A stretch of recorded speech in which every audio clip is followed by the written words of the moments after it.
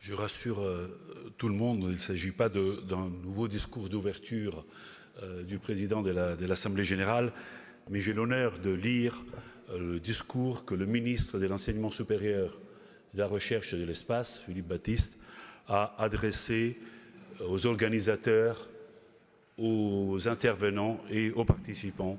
Et je lis donc son propre discours.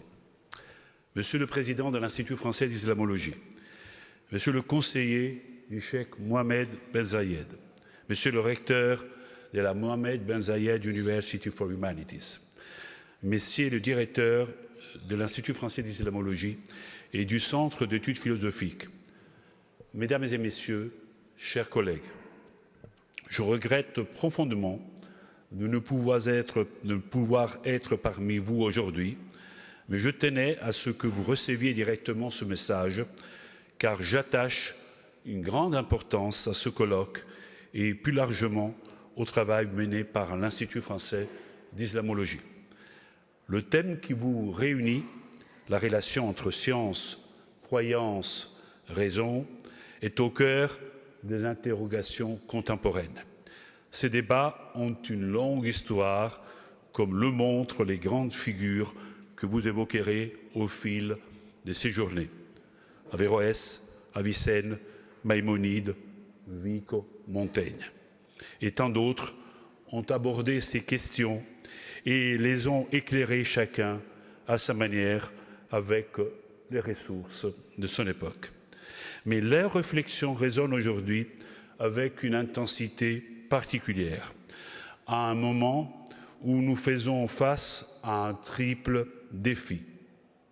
Comprendre un monde où les repères se brouillent, conserver le cap d'une exigence dans la démarche scientifique pour aborder ces sujets et transmettre des savoirs qui peinent à circuler dans un espace public fragmenté.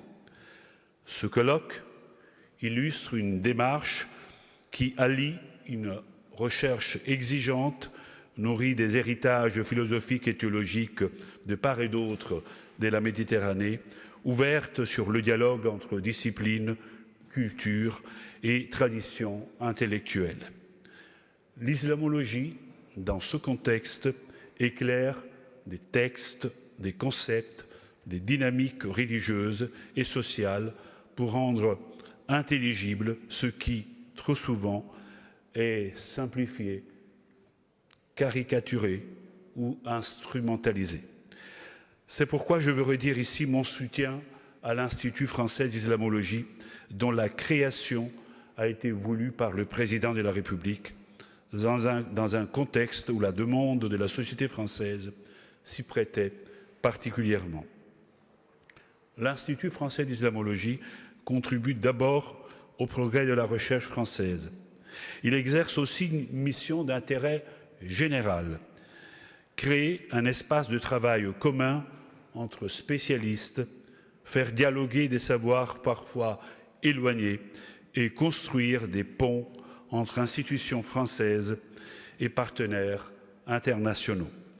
À cet égard, la coopération avec la Mohamed Ben Zayed University for Humanities s'inscrit dans un cadre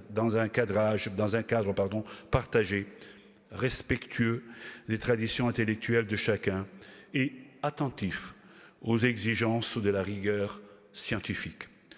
Le rôle de l'Institut français d'islamologie est de développer une islamologie qui se nourrit à la fois de la philosophie, de l'histoire, de la philologie, mais aussi de la théologie comparée, de l'anthropologie et des sciences sociales. Une islamologie qui, loin d'être un champ réservé à quelques spécialistes, irrigue notre compréhension du monde et contribue à la vitalité du débat intellectuel. Une islamologie qui, enfin, accompagne le travail patient de construction d'un espace de connaissances commun nécessaire au respect, à la nuance et au discernement. Je veux remercier très sincèrement l'ensemble des intervenants venus de France et de l'étranger pour la qualité de leurs contributions, les équipes de l'Institut français d'islamologie pour leur engagement. Soyez certains de mon soutien. Je continuerai d'accompagner le développement de l'Institut français d'islamologie pour qu'il puisse attirer de nouveaux talents, renforcer ses partenariats internationaux et donner toute sa place à une discipline qui éclaire, qui explique et qui apaise les débats sur l'islam dans notre monde contemporain. Je vous souhaite d'excellents travaux.